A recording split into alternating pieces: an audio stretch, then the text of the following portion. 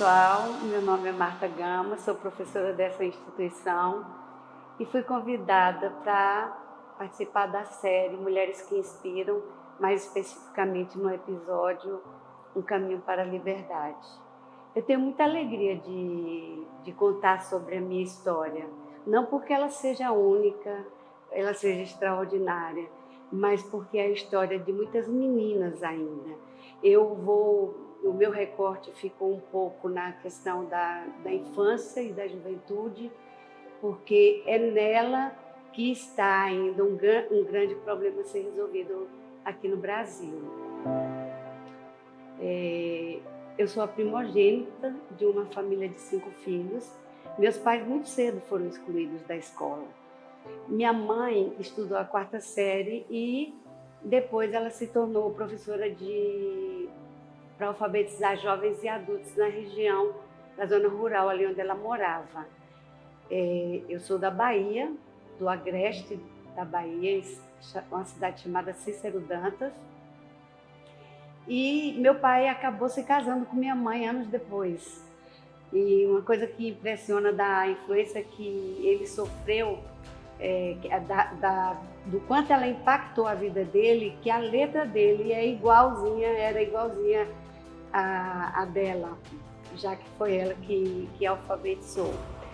A minha mãe conta que muito cedo eu já apresentei um desejo muito grande de estudar, de ir para a escola. Eu morava num lugar onde era caminho para o único grupo escolar que tinha na cidade. E eu vi os meninos aos 5 anos, as crianças subindo, uniformizadas. E tinha uma professora que minha mãe costurava para ela. Todos os dias ela passava lá na porta da minha casa e minha mãe conta que eu ficava na porta esperando por ela e pedia: tia Betinha, me leve para a escola. Não pode, Martinha, você só tem 5 anos. Naquela época você só podia entrar na escola a partir dos 7 anos de idade. Mas eu não parava de pedir. Um dia eu pedi um caderno e um lápis para minha mãe e fui para a porta, toda tomadinha banho. Tia Betinha, hoje a senhora precisa me levar para a escola, eu já tenho até lápis e caderno. E ela: não pode, mas quando você tiver 7 anos, você realmente vai para a escola. E foi assim, completei 7 anos, fui para a escola. Naquela época, o ensino obrigatório e gratuito era de 1ª a 4ª série. Então, eu fiz dentro do que se considera ser normal. Tive uma infância nesse sentido tranquila. O problema começou quando eu fui fazer a 5ª série. De 5ª a 8ª série não era gratuito, não era da escola pública. O que aconteceu? Eu tinha que parar ali, mas eu disse: não, eu não vou parar. Eu já tinha determinação naquela época e pedi à minha mãe que eu fizesse um exame de admissão, que é um exame de uma maneira sutil de excluir as pessoas que não podem pagar, até porque as vagas eram muito poucas. Mas eu passei nesse exame e minha mãe me matriculou na 5ª série. Minha mãe é uma figura muito forte na minha vida. Meu pai 100% ausente, mas em compensação uma mãe muito forte, muito corajosa. E o que ocorreu é que eu fui fazer a 5ª série. O mês foi bem bom. Quando começou a atrasar a parcela, um dia eu fazendo uma prova de história, o diretor da escola chegou na sala e pediu que eu me retirasse. Eu tinha 11 anos. Eu sabia de alguma maneira que aquele dia ia chegar. E eu fui para entregar a prova para a professora Marli e entreguei com meus olhinhos cheios de lágrimas. Ela disse para mim: vai correndo atrás da sua mãe, procura resolver essa questão e volta, porque você vai continuar fazendo a prova comigo. Aí naquela hora eu olhei para ela e pensei: eu quero ser como a professora Marli. Eu quero ter amor pelo outro, eu quero olhar para o outro, eu quero ter humanidade. E fiz o que ela falou, fui correndo. Minha mãe veio, foi atrás de um vereador da cidade que tinha influência e acabou pedindo para o diretor me deixar voltar. O vereador prometeu que ia arrumar uma bolsa e eu terminei a 5ª série. Não arrumou bolsa, eu todo mês era convidada a me retirar, mas eu tinha determinação. Aos 11 anos de idade eu já sabia o que eu queria. Quando terminou essa fase, a 5ª série, que minha mãe foi me matricular para a 6ª, eu não fui aceita, porque não pagava. Aí a minha mãe disse: tem uma cidade aqui vizinha que tem bolsa para famílias carentes.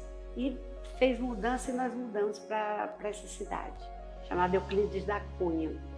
E quando chegou lá, realmente eu consegui uma bolsa, consegui terminar meu ensino fundamental hoje. Daí, o que fazer agora? Não tem ensino médio. O lugar mais próximo era uma cidade muito distante da minha realidade, Feira de Santana. Minha mãe: você tem uma tia lá e você vai ficar na casa dela. Fui para lá e fui fazer o magistério. Fiz o magistério e aí passei mais 2 anos depois que eu tinha me formado, trabalhando de dia e estudando à noite, porque eu não queria voltar para minha casa, que era muito abuso psicológico, muita violência doméstica. Então eu não conseguia mais conviver com aqueles conflitos. Falei: vou ficar aqui. Quando, numa dessas violências domésticas, meu pai foi solicitado a se retirar da casa pela família dela. Ele veio parar aqui em Barra do Garças. 2 anos depois ele voltou com promessas de que estava tudo bom, que a gente ia ser muito feliz aqui. E eu cheguei aqui aos 20 anos, em janeiro de 1976. Quando eu cheguei aqui, logo saiu na cidade o comentário que tinha chegado uma normalista em Barra do Garças, porque tinha muitas professoras leigas naquela época. E em seguida eu já fui chamada para dar aula. E comecei minha carreira na educação, trabalhando e fazendo com muito amor e acreditando cada dia mais que era aquilo mesmo que eu queria fazer. Eu nunca tentei fazer outra coisa a não ser me envolver com educação, concursos, especializações, graduações, tudo realmente voltada para a área da educação. Eu digo que eu sou uma mulher empoderada. E por que eu me acho uma mulher empoderada? Porque o empoderamento, ele ocorre quando você tem a capacidade de exercer poder sobre você mesmo, sobre as suas atitudes, tanto nos aspectos físico, social, intelectual. Eu digo que sou empoderada porque eu também tenho consciência do meu papel social e que as minhas ações, elas acabam gerando expectativas positivas nas pessoas com as quais eu convivo, nas aulas que eu ministro. Então, muitas vezes a gente vê a palavra empoderamento, mulheres empoderadas, e ao lado tem uma figura de uma mulher, exposições de corpos nus, músicas e danças com gestos obscenos. Eu não tenho nada contra isso, mas no mínimo elas seriam chamadas de influenciadoras, porque o empoderamento, ela tem que ter a capacidade de transformar e transformar para o bem, tanto transformar a sua vida como transformar a vida de outras mulheres. Quando eu conto a minha história da infância, eu vou me lembrar de Malala, que é aquela paquistanesa que tinha um blog onde ela defendia o direito das meninas, das mulheres estudarem lá no Paquistão. E ela levou um tiro do Talibã quando estava voltando da escola, e ela deve servir de exemplo. Ela hoje é um modelo, ela é um exemplo realmente a ser seguido. Agora, o que às vezes me deixa ainda pensando sobre essa questão das meninas é porque no Brasil tem 1,5 milhão de meninas que nunca frequentaram a escola, que nunca tiveram acesso à escola. No mundo tem 750 milhões, dados da Unesco, de analfabetos. Desses 750 milhões de pessoas analfabetas, 2/3 são de mulheres. Então nós precisamos avançar nessa questão. Por mais que nós tenhamos ganhado muito espaço, ainda precisamos fazer uma longa jornada, porque nem todas as meninas ela tem a mesma força, a mesma coragem, a mesma determinação que a Malala teve e levou um tiro, e nem assim ela se abalou e nem abaixou a cabeça. Ao contrário, um dia ela disse para ela mesma: Malala, tenha coragem, seja corajosa, você não está cometendo nenhum crime. Você só quer ser educado, se educar, e quer que outras mulheres, outras meninas sejam educadas também. A minha palavra final seria dizer que a educação é a maior forma de poder da mulher. Que o conhecimento ele é transformador. E como disse Francis Bacon, o conhecimento dá poder. É isso. Muito obrigada.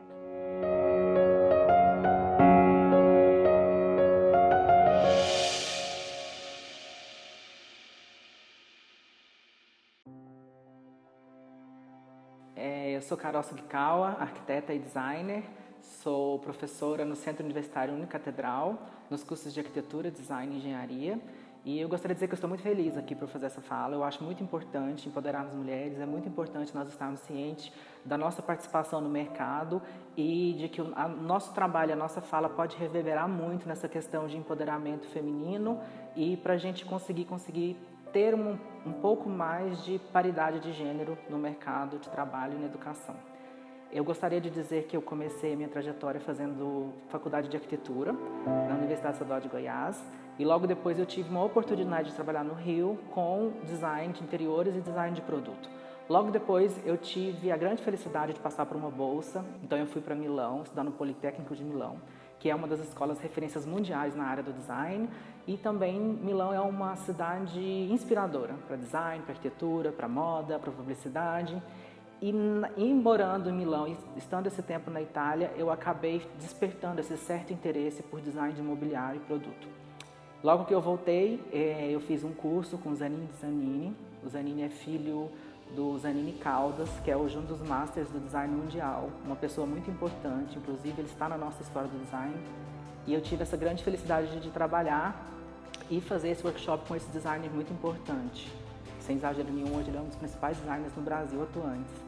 Então, a partir desse momento, eu comecei a trabalhar com design e ter curiosidade por esse mercado, que é um mercado tão concorrido e tão difícil dentro da arquitetura, né? A arquitetura é um campo muito amplo e ele vai afunilando. Talvez o mobiliário seja uma das partes mais complicadas e difíceis de se conseguir entrar nesse mercado que é tão complicado. Então, foi nesse momento que eu comecei a trabalhar especificamente com mobiliário. Por conta da pandemia, eu acabei vindo morar no Mato Grosso, que é a minha terra natal. Eu nasci aqui em Barra do Garças, eu sou filha dessa cidade. Os meus pais casaram aqui, mas meu pai, como ele era bancário, nós mudamos muito. Então eu morei em Goiás, morei no Nordeste, fiz faculdade. Então, na verdade, eu morei em vários lugares. Acabei fazendo faculdade em Goiás, mas eu morei uma parte do tempo aqui no Mato Grosso, depois eu acabei mudando para lá. Mas meu pai aposentou e ele acabou voltando aqui para o Mato Grosso. Então, por conta dessas questões da pandemia, eu acabei voltando e aceitei esse convite. Eu estou adorando estar agora na academia. Está sendo uma experiência incrível, muito bacana. Já tinha feito algumas falas públicas, mas sempre para mercado. Nunca para faculdade, nunca para questão de aulas em si. O trabalho que eu tenho feito hoje, a maior parte dele tem foco no empoderamento feminino e nas questões de gênero. Eu tenho pego peças de design de imobiliário de alguns designers internacionais, designers de grande renome, e tenho feito alguma espécie de manifesto com essas peças. Então, eu acabo pegando essa peça que foi feita por um homem, né, que está nesse mainstream do design internacional, e o meu manifesto é desconstruir essa peça e, através de um método que eu chamo de método vértice, eu crio novas peças a partir dessa peça. Sempre olhando para essa questão do empoderamento feminino e dessa ideia de desvirtuar essa ideia que todos os designers sempre tiveram de aproximar a curva do corpo feminino. Bom, primeiro eu gostaria de dizer que é muito importante mulheres empoderarem mulheres. É muito importante nós nos legitimarmos, nós estarmos juntas nessa força. E é muito importante as pessoas, no geral, darem espaços para mulheres. Quando eu falo mulheres, eu estou falando a respeito de mulheres nascidas e ou identificadas. Eu estou falando a respeito de mulheres cis e de mulheres trans. Eu estou falando de mulheres de todos os gêneros, de todas as raças, de todas as orientações sexuais. Eu estou falando de mulher num contexto muito grande, na verdade. E eu acho muito importante que nós estejamos juntas nessa busca que é tão complicada. E também uma dica muito importante é para nós não nos perdermos nesse processo, que é um processo muito complicado, seja no campo do trabalho, no campo das emoções, né? É sempre muito complicado tomar decisões e todas essas questões. Então é muito importante estarmos apoiando uns às outras. Muito obrigada.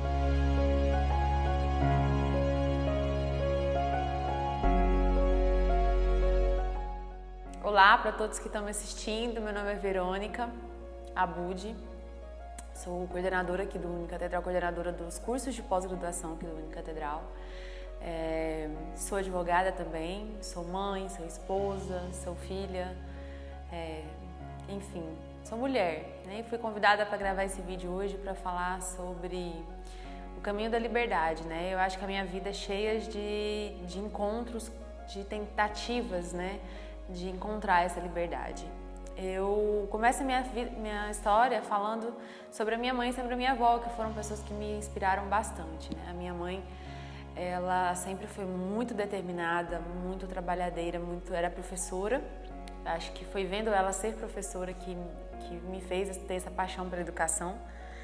E ela nunca desistiu por nada, nunca se abalou mesmo diante de todas as dificuldades para criar meu irmão, me ajudar a me criar, porque eu fui criada com a minha avó, que também era uma pessoa que passou por muitas coisas e mesmo assim era muito forte. E eu aprendi a ser forte desde criança, porque eu sempre sonhei muito grande, eu sempre quis ser muita coisa, mas eu também sempre fui muito generosa, tanto comigo como com as outras pessoas. Mas talvez isso me atrapalhou um pouco, a questão de pensar muito grande, porque eu queria ser tanta coisa, que quando chegou determinado tempo para escolher mesmo que caminho que eu poderia seguir, eu já não sabia que caminho que seguir. Eu queria seguir todos os caminhos, né? Eu queria ser médica, eu queria ser advogada, eu queria ser veterinária, eu queria ser muita coisa. Eu queria ser professora, mas eu sempre quis ser professora. E por isso eu fui esbarrando em cursos, começando um, parando, começando outro, parando, casando, tendo filho, né? Eu tive uma perda da minha primeira filha, eu fiquei grávida, perdi uma filha, eu estava grávida de 7 meses. Depois eu tive a Ana Vitória, que hoje já é uma adolescente, o amor da minha vida, e que também foi uma gravidez extremamente difícil. Então eu tive que lidar com isso na minha vida também, aprender a ser forte aí e a trilhar os meus caminhos. O que eu posso dizer, que eu acho que para uma mulher encontrar o caminho da liberdade, não deixar ninguém, não aceitar os nãos que a vida vai trazer, porque a vida vai te trazer muitos nãos e a vida vai trazer muitas pessoas que querem te anular. E eu nunca deixei que ninguém me anulasse, muito pelo contrário, todas as vezes que eu encontrei pessoas que talvez quiseram me anular, quiseram me derrubar de alguma certa forma, ou quiseram falar pra mim, não, você não pode, você não dá conta, era uma força a mais para eu correr atrás do que eu queria. Então, a cada vez que eu encontrava um não, a cada vez que eu encontrava alguém para falar isso pra mim, eu juntava todos eles e fui construindo os meus sims. Então, assim, eu nunca aceitei que homem virasse pra mim e falasse, não, você não pode fazer isso porque você é mulher. Por que não? Aonde está escrito em algum lugar do mundo que eu não posso fazer isso porque eu sou mulher? Eu posso e vou. E vou fazer melhor do que eles, ainda. Não querendo desmerecer, claro, ninguém, porque eu acho que tem que ter realmente uma igualdade. Mas eu nunca deixei ninguém determinar o tamanho da minha roupa, o que eu poderia dançar, eu já fui professora de dança, ou o que eu poderia dizer quando eu vou para a rede social para falar de algum assunto, para escrever um texto, para me posicionar sobre determinada ideia. Eu não deixo que ninguém me fale que eu não posso fazer. Talvez lá na frente eu erre e isso possa me causar alguma consequência, mas eu vou fazer. Eu acho que muitas mulheres se deixam, tem medo, e a gente sabe que a gente vive numa sociedade muito machista, numa sociedade ainda que a mulher não tem o espaço que deveria ter. Mas o que eu posso dizer é que você lute pelo seu espaço. O que você quiser ser, não interessa se você seja uma diarista, se você seja uma manicure cabeleireira, se você vai ser professora, se você vai ser doutora, se você vai ser o que for. Em que você escolher ser, seja sempre a melhor. Né? Tente ser sempre a melhor e nunca aceite os nãos de ninguém. Não deixe ninguém ditar a sua vida nem as suas regras. A gente precisa se unir, as mulheres precisam se unir mais. A gente não precisa ser concorrente uma da outra. A gente não precisa olhar para a mulher e diminuir ela para a gente ser melhor. Ah, porque fulana, nossa, mas você viu, ela fez isso e isso, aquilo. O que ela fez e está feliz, ótimo, deixa ela ser assim. A gente tem que se unir. Eu acho que falta união também, um pouco, entre as mulheres. Para que a gente seja mais forte, para que a gente ocupe mais espaços ainda. Na política, em altos cargos de grandes empresas. Porque a gente sabe que muitas conquistaram muitos espaços, mas a gente ainda precisa conquistar muito mais. Eu tô com 36 anos, hoje eu falo que profissionalmente eu me sinto realizada, porque eu faço o que eu gosto, mas eu ainda quero fazer muita coisa. Eu estou começando mais uma pós-graduação, eu quero fazer um mestrado, eu quero fazer um doutorado, eu quero ser juíza, eu quero ser tanta coisa ainda, né? Então... eu olho pra frente e eu ainda me vejo como uma mulher de 20 anos, que está começando a vida agora. Então, pra mim, a minha vida começou agora e eu ainda quero conquistar muita coisa. E eu só espero que, se eu ainda encontrar pessoas no caminho para me dizer não, eu vou continuar juntando eles para construir mais sims.